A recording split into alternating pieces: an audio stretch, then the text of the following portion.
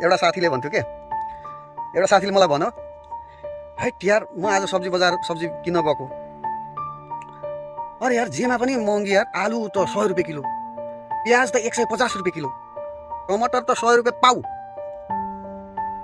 मैले हाँस्दै भने तरकारी महँगो भएको होइन, महँगी बढेको होइन, त गरिब भएको होस्। वास्तविकता यही हो। राजनीतिक प्रतिबद्धतामा के छानबिन हुन्छ? हामीले लिएको सिद्धान्तमा के छानबिन हुन्छ? को छानबिन गर्ने? होइन, यिनीहरूको त राजनीतिक प्रतिबद्धतै हुँदो रहेछ नि त। एक आपसमा तैँले मलाई के अरे छानबिन नगर, म तँलाई छानबिन गर्दिनँ, तँ आफू खा, मलाई पनि खान दे। पुरै संसद भवनमा लाइभ जनताको अगाडि बोल्न सक्नु, यो कुरो भनेको उनीहरू कुन हदसम्मको घमण्डमा रहेछन् भन्ने कुरो प्रमाणित हुन्छ क्या।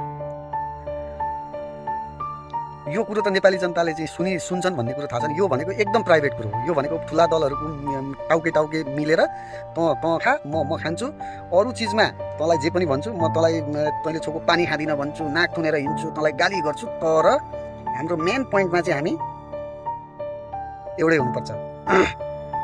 यो रहेछ नि त राजनीतिक प्रतिबद्धता, जुन त्यो हाम्रो भट्टराईजीले बोलिराख्नु भएको छ संसद भवनमा पुरै लाइभ।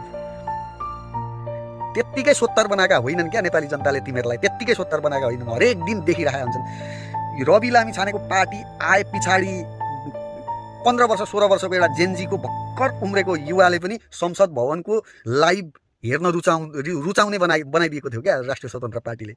संसद भवनको लाइभ कसैले मनै हेर्दिन थिए क्या, कुनै ताका कसैले पनि हेर्दैन थिए। यस्तो पनि हुन्छ उसो।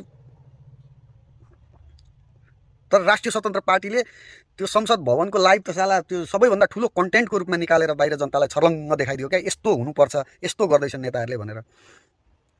यसैको भोग परिणाम तिमीहरूले अहिले भोगिराखेका छौ। अझै सुध्रिँदैन। 62-63 माओवादीले खप्पै खाएको थियो, के अरे एमाले काङ्ग्रेस, त्यतिखेर पनि सुध्रिएनन्। जनता त्यतिखेर पनि वाक्क भइसकेका थिए। र माओवादीले चाहिँ केही गर्छ कि, राम्रो गर्छ कि भनेर माओवादीलाई टेस्टेड फर्ममा सबै भोट खन्याए, तर केही गर्न सकेन माओवादीले पनि। अहिले अब त्यो बिर्सिए।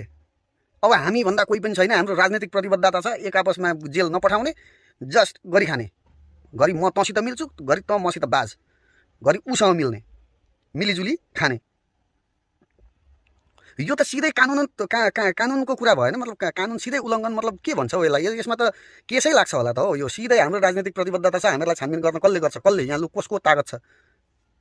त्यो भन्नु भनेको त सिधै म भ्रष्टाचारी छु तर मलाई कसैले कारबाही गर्न सक्दैन भन्ने अर्थ होइन र यसको। मलाई त्यस्तै लाग्यो कि अर्को अर्थ लाग्छ हौ, खोइ थाहा भएन मलाई। अनि यो हदसम्मको जुन कि फेरि त्यो हाम्रो त्यो भट्टराईजीलाई चाहिँ त्यो इलामकी कताबाट हो उम्मेदवार बनाएको केपी ओलीले, ऊ एकदम युवा नेताको धेरैको चाहिँ